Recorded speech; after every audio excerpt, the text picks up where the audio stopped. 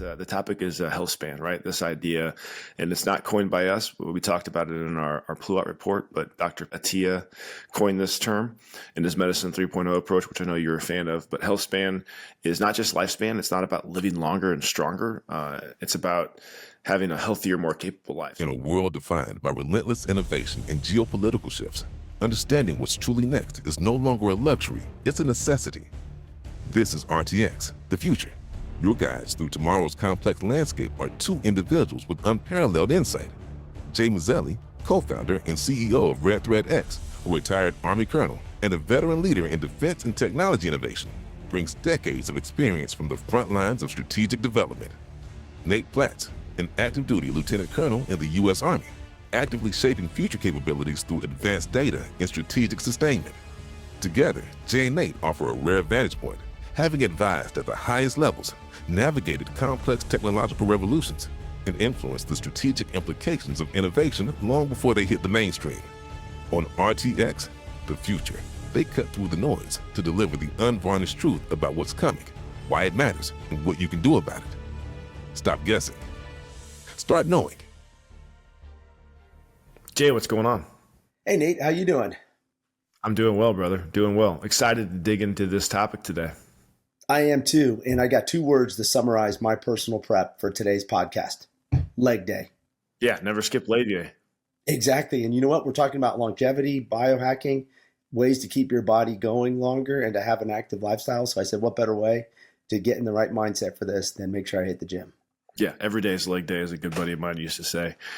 We have a topic that we need to get out there so everyone's got the same foundation we do, and the topic is healthspan, right? This idea, and it's not coined by us. We talked about it in our Pluot report, but Dr. Attia coined this term in his Medicine 3.0 approach, which I know you're a fan of. But healthspan is not just lifespan. It's not about living longer and stronger.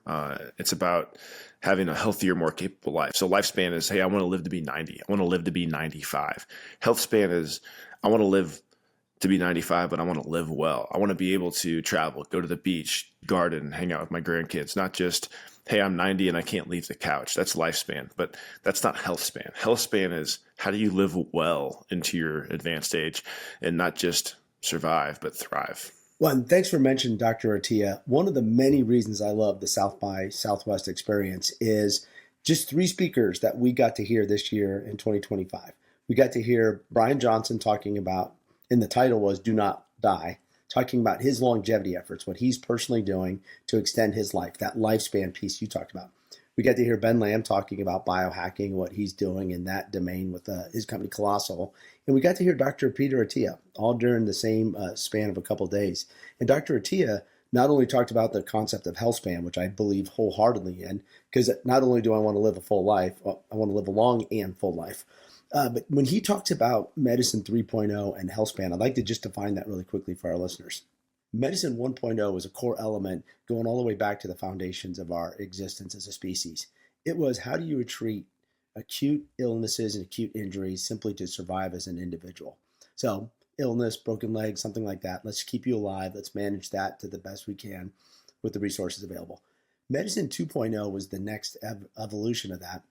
What Medicine 2.0 focuses on is treating chronic diseases and illnesses with more advanced but generalized approaches. So an example would be, you and I are both experiencing allergies right now. And there's about 5 or 6 different major brands of allergy medicines out there, and they come in different doses, but they're discrete doses. You can take pill X in this dose, pill Y in that dose. But there's nothing that's more targeted to your specific allergies other than highly specialized shots. Medicine 3.0 is that evolution where medicines and treatment are all highly customized and specialized to you as an individual based on your specific needs. Yeah, that personalized approach is really taking off. And we're going to talk about how artificial intelligence is going to enable that and has begun to enable that already.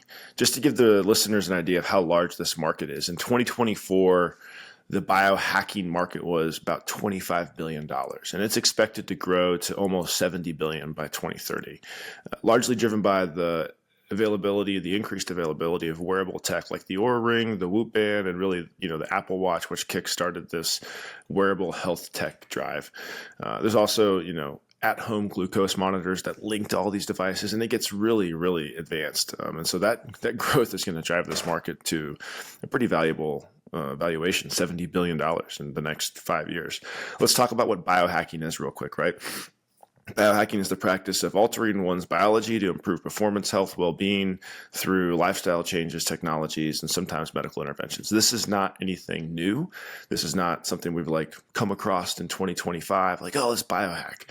This has been going on for as long as we've been around, and in many cases, nature is already doing this and doing it better than us. There's a specific example, the immortal jellyfish, right? The Turritopsis dohrnii. This is pretty awesome. I love reading about this.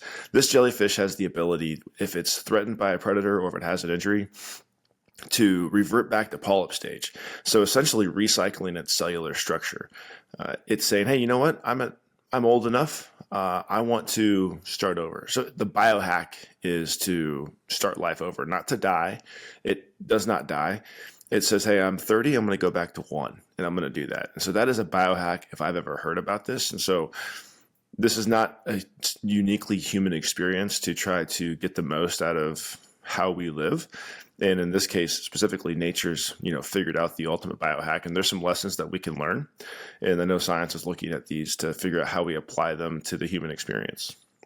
We talked AI's role in healthcare a little bit, and AI is already making a pretty large impact into how healthcare is executed. Microsoft just released a tool that claims to be 4 times more accurate than real doctors in certain diagnosis and treatment recommendations, specifically in cases where there's lots of complex data. I think radiology, where we have tons and tons of images of, the spine or the lungs or the heart, and a radiologist will sit there and they'll make a judgment based on how that image looks. And that's because they have years and years of experience. AI has shown that it can be just as accurate, if not more accurate in certain cases, in identifying and diagnosing what it's looking at during some of these, radiological images. And that's pretty awesome.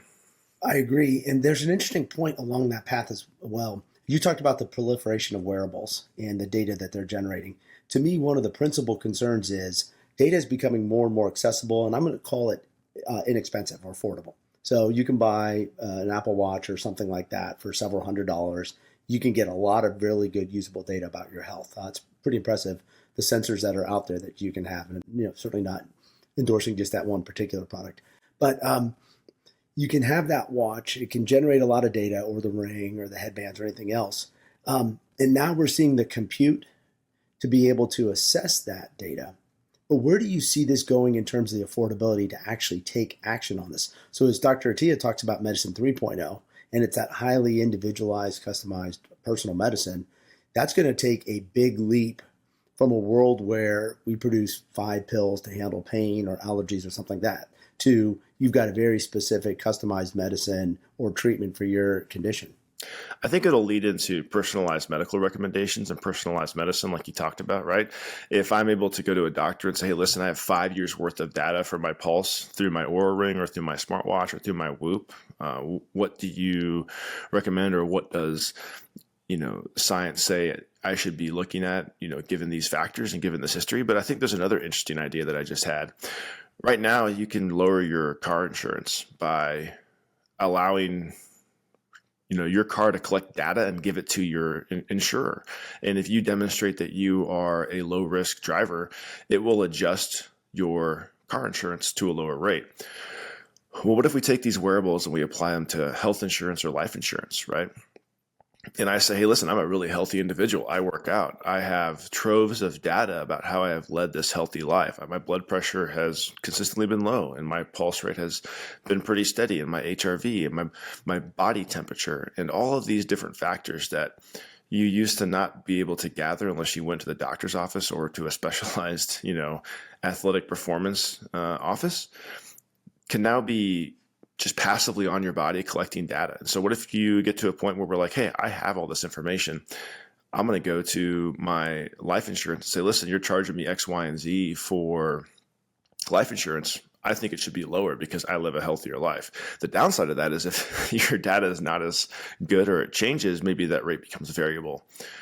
But I think that's potentially a path where this can go. not so positive side of this is, what if that data is readily available to your insurers without your knowledge, and they're able to come up with a different valuation of what you're going to pay without your explicit control or approval? That's kind of the reason we need to make sure we're protecting this health data. But that's a potential path. I think it's more interesting in the personalized medical insights that you get from this, that you can take, and then you can apply personalized medicine towards treating the ailments based on your individual biomarkers and biodata. The way I'm really thinking about this is medicine 2.0 was at least in part dependent on what I'll call episodic data points. So you would go in, you'd get a blood draw or an x-ray, or your doctor would listen to your heart with a stethoscope for a few minutes. And then now we've transitioned to this point where medicine 3.0 will have this near continuum of data available if you choose to opt in, recognizing that there's some potential downside, but a whole lot of upside if you're going to live in this world of continuous data on your well-being. And I think that's an important bridge to not only achieving lifespan in terms of, are there any irregularities with your heartbeat, versus health span with how healthy are you doing, what's your VO2 max, and all the other data that we can generate to assess ourselves and the quality of our life. That's a really good point, Nate. And I think there's a company I want to bring up, and it kind of fits into that when you talked about the lifespan versus health span, and you talked about the heart, right? So there's a company, it's a startup in Seattle called Circulate Health, and they just raised $12 million for a blood cleaning longevity service, right? So this is beyond the preventative or the corrective medicine, which we were kind of talking about indirectly right there. This is about, longevity specifically. So this service is not, hey, we're going to provide this as a correction, or we're going to provide this as a, proactive medicine. I'm going to give this to you to explicitly extend your longevity. So what this startup does is they have a therapeutic plasma exchange service, which essentially is blood cleaning. When I read this, I thought about an oil change for your blood, right? And, that's a concept we've kicked around, this, body as a car. And I think we'll dig into this after I speak on this. But they're deploying machines that provide a blood cleaning service for patients that are in pursuit of longer, healthier lives. It's not for people that have a disease they're trying to eradicate. This is people that, hey, I just want to live longer and I want to have a lower biological age. So give me an oil change. Give me a blood exchange. And so they remove patients' blood, they separate out liquid plasma, and then they return the blood cells with the replacement protein fluid.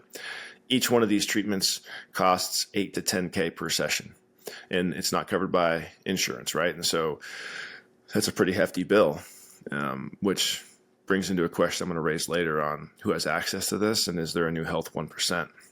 So put a pin in that idea. But the experiment with this showed that a group that received 6 plasma exchanges had a reduced biological age of 2.61 years. So they were biologically younger. And so that's a pretty interesting concept, and that shows that there's a lot of effort in this space to not just, hey, we're going to cure things or we're going to prevent things. We're going to reduce the effects of aging. And right now it's pay to play. And they're not the only company in this space. You also have Maxwell Clinic and Next Health, which are also doing, plasma exchanges or in the longevity space. But thinking about that and the price tag associated with that, who has access to this? I think this is a really big idea that we need to talk more about. Is there's all these great advances and this great advancement of technology as it pertains to longevity. And we talked about Brian Johnson. He's a billionaire, and so he can afford to spend millions of dollars a year on just extending his life. I cannot. I don't think you can either. But even $8,000 to $10,000 sessions of plasma exchange are way outside my budget. And so who is this for? So interesting you say that. I think there's 2 questions in terms of who is this for. The first part is the economics of biohacking and longevity, because you're exactly right. There are going to be price points to entry, and there's going to be barriers to entry, whether it's the relatively low cost of reliable data on the entry side, the quality of the medical care, who's doing your medicine 2.0 versus medicine 3.0, and the accessibility of doctors operating in those domains. But I also think there's a second barrier, and that is there's got to be a baseline level of fitness or your health span to begin this process of longevity. So you didn't mention, and it's probably not in the report, but I would imagine there's a certain level of fitness for all the people who did that blood exchange. Just like having seen both Brian Johnson and Dr. Tia talking, we know that they're both fit and they really emphasize the criticality of exercise. And Dr. Tia talked a little bit about how his exercise and his activity has morphed with age, but he hasn't stopped his activity. He's just adapted it to his age and his capabilities at this stage of life. But I think a lot of this will be dependent on what is your level of fitness as you enter into a longevity treatment. I think initially, yes. But as the technology advances, I think that it's going to come down to how much are you willing to spend? I mean, keeping into this idea of the body like a car, right? So you can do a oil exchange on your blood. We talked about bodyoids in a couple episodes ago about, having synthetic organs that you can harvest for exchange. And so do I need to take care of myself if I'm able to just replace the organs as they come to the end of the useful life? If I'm, still a viable being, but, my liver gives out, so let me just get a new liver. And I don't have to go onto an organ wait list because I can just buy the synthetic liver that's DNA biomarked for my body and get a blood exchange. And so I think that initially you have to have a certain health level as you go into this longevity, and the healthier you are, the more active you are. I think right now, the better these longevity efforts work. But I think as the technology increases and becomes more and more readily available, I imagine we see that diminish a little bit. And keeping on the concept of the car, if we're able to start replacing parts of our bodies to expand our lifespan, I think that to me becomes pretty interesting as to, what part of us is still human. We talked a little bit about that in the synthetic everything episode, but like these are pretty interesting times, and the science is advancing very rapidly. Yes, it is. And I do get concerned with what you described. I had a similar line of thinking in terms of if we start treating our bodies like cars, you and I do our regular maintenance. We're making sure we're changing the oil on time, rotating the tires and everything else. But we've seen those cars on the roads where you can tell that they're probably not doing the correct maintenance on it. And as we look at the affordability aspect, that's a whole separate piece. I won't go down that path. My concern becomes, what if people just no longer take care of their bodies? And so you didn't change your oil, and when the engine froze up, you just bought a new engine because you have the resources to buy a new engine. And you just recycled engines time after time, or you recycled hearts, or like you talked about livers. You specifically said if your liver were to fail, meaning some external driver of that, biological, whatnot. What if you just destroyed your liver because you drink all the time and you party and you don't take care of yourself, but you know that you've got the resources to go buy a new liver, so you're no longer taking care of your body. So you're living this almost dichotomy of this destructive behavior towards your body, recognizing that you can replace the components to keep it generally viable for a long period of time. I think this brings up the topic of the health 1%, right? There's a lot of conversations recently about, the disparity of wealth, the economics primarily, but if you have the means to do this, to live longer, like, will you? And then there's a whole ethical discussion of, do we want what is the best for the most people or just the best for those that can afford it? I think that'll be an interesting topic to see how it plays out as the science advances and as it becomes more prevalent. We talked how artificial intelligence is creeping into the medicine space and all these wearables, providing all this information. There's a couple of things I want to get into, which is, personalized drug delivery and nanotechnology, and then like mRNA. mRNA was introduced to the world during the COVID crisis with, the COVID vaccine, but there's anticipations that at the end of this year, at the end of 2025, we're going to see the first personalized mRNA cancer vaccine, which is pretty amazing. So instead of just that broad-based application of, medicine that you referenced when you were referring to the allergy medicine, you're going to say, hey, listen, Nate Platts, here's the makeup of your RNA and DNA. Here is the drug that works just for you to eradicate the strain of cancer that you have. There's also research out of Fudan University in China that's exploring how nanoparticles can be engineered to deliver chemotherapy drugs directly to tumor cells. And so there's the personalization to the individual, and then there's, personalization to the cell through the use of nanobots, essentially, that deliver the dose right where it's needed. And then there's the use of artificial intelligence that can take a look at your biological makeup and the biological makeup of the disease, and recommend, a specific concoction or dose of drugs that work best for you in the environment that you're in, which I think those are all pretty awesome ideas and have profound effects on creating a healthier person and a healthier populace, which I'm pretty excited to see get into practice. I'd like to take the idea of longevity, meaning the lifespan and health span, and extract that out a little further and look at a term that we invented during the South by Southwest analysis as we looked at all these sources. And that term was workspan.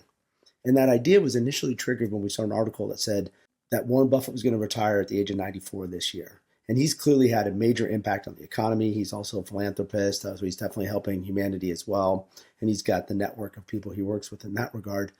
But what's interesting to me is if we take that specific scenario with Warren Buffett and we look at the number of baby boomers, late 70s, early 80s, who are in positions of power in the economy and in government, and then we look at the downstream effect, you're seeing a lot of like my generation, your generation, that's not necessarily getting the opportunities that we would have had before, where somebody, my case, in their mid 50s would have the opportunity to serve in executive leadership in industry or executive leadership or legislative leadership in government. So we're seeing a bit of a suppression, I think, in downstream generations as this concept of workspan plays out, where because people are living longer and they're more viable longer, so their lifespan and health span increases, now we've got this residual workspan. And I think this idea of workspan is going to have a couple of derivative effects that could be counterproductive. One, I don't think our healthcare system is ready for more people to live longer. So if we think about all the limited capacity, and not just organs or medical care, but facilities, resources, the associated costs, I think that another topic we're going to have to look at very carefully is what are the agricultural impacts of more people living longer? The protein demands, and we talked about that a little bit with things like where biotechnologies could allow us to do synthetic proteins to help offset some of that demand. But people living longer are going to need more food. So they're going to consume more water. We're going to have to generate more energy for their daily activities, much less when they go into the healthcare side of things. And so I think we've got a lot of potential derivative impacts that we've got to look very carefully at. I think the biggest one is the economic, right? So if you're able to stay in the workforce longer, does that allow for growth or does that allow for new employees to enter, right? So if you're going to live to be 90, but not just live to be 90, but you're going to have a healthy life until 90, does that extend your working years to your 80s or to your 70s versus your 50s and 60s? There's a flip side of this too, where if you're going to live and be healthy in your 90s and maybe even beyond, the laws of compound interest, if you do save, that money does compound over time and you have like 20 extra years of growth. There's a potential for, the economic benefits of that for individuals that do, partake in the investment areas. I do think this is a pretty interesting topic to see how this comes. And it's not like we're going to have the lifespan and the health span thing kick off now. We're going to see everyone live to be 95 and 105 and, et cetera. Right now, this is going to be something that manifests 10, 15, 20, 30, 40 years from now. And that's going to be interesting. I don't think it's unlike what we've seen in the past with the average expected lifespan that has, steadily crept up over time. And things do adjust and the policies do adjust. The optimist in me says that we've faced food shortages throughout history many times, and every time there's been new advances that have increased crop share and increased the availability of protein. But I do think it's something that's going to have to come to head, and we're going to have to find a solution for it. I want to talk a little bit differently than health span and work span, but the societal implications, right? So there's all this advancement in the technology and all this discussion on how to live longer. Right now, though, the number one indicator of if you're going to live a long, healthy life is not, how you eat, how you exercise, how you work out, but it's, do you have strong social connections? Do you have a good friend network? Do you have people that you can trust and that you can interact with? That is the number one indicator of a long and healthy life is, do you have a social network? Not just online, but in person. And I think that's something that we need to dig into a little bit further and explore, because it's not just can you live longer, but it's, do you have people around you that are going to make you want to live longer? That's an intense point, Nate. I was thinking through taking one step back, but then tying it to what you just addressed, the economic implications of lifespan becoming health span, becoming work span. And so from a normal economic cycle perspective, as you age, you would exit the workforce. Your savings, which is capital that's basically been frozen in your savings process, would then be freed up to re-enter the economy, and you'd get the circular element of you're departing the workforce, someone behind you is able to elevate to that position, and you're also freeing up capital, which would then drive their work towards the point where they've got the savings and they draw that and they start spending that. And so if someone's working until their 80s or 90s and continuing to save and continuing to compound, we're going to freeze up capital as they're not releasing that capital because they're still generating income under their workforce and having a downstream effect of less opportunity for younger generations. And to underscore your point, I think that criticality of relationships and that sense of meaningful engagements with others, that could be significantly degraded or affected if longevity becomes increased work span, becomes less opportunity, because at the same time, we're seeing the deployment of AI that could potentially reduce the amount of job opportunities for people as well. And it does also put a wedge in our social connections, right? So do we interact in a face-to-face realm, or do we interact with the devices that are not human connections? And can, a sentient being or a semi-sentient being or a robot fill those social connections to provide us the health span and the lifespan that, prolong our life? Or, is that capped because we no longer interact with each other in a personal way? These are all, phenomenal ideas that, I'm excited to see how this comes to play. As we talk health span though, and kind of wrap this up, access to health span technologies, like who benefits? That's that 1% idea. Like we got to figure that out. The healthcare economics, the future of synthetic versus biological organs and, trends and tools.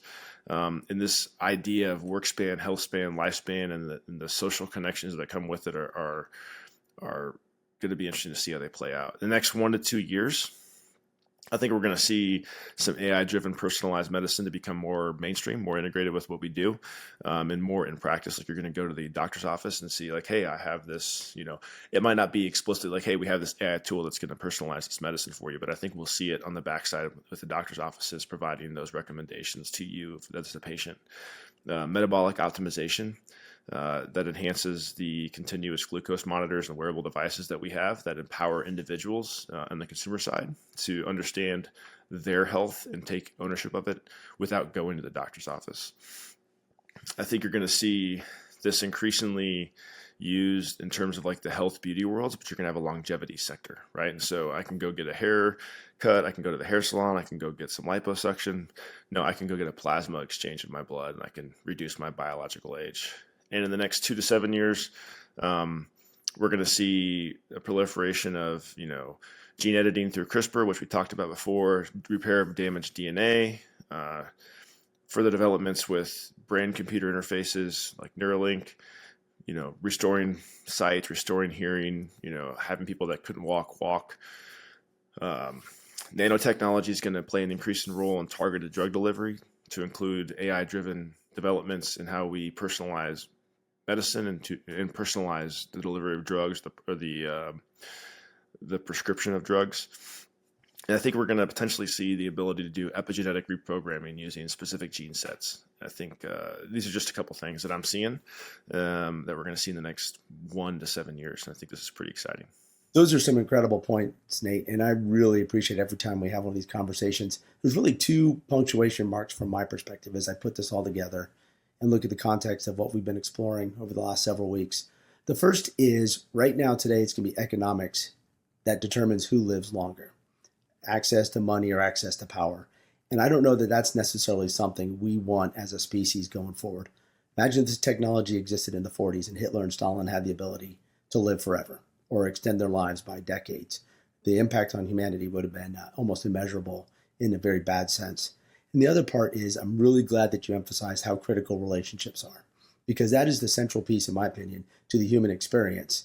And recognizing that longevity and health span will be dependent on that is an interesting contrast to some of the proliferation of technologies we're seeing right now that continue to drive wedges between us.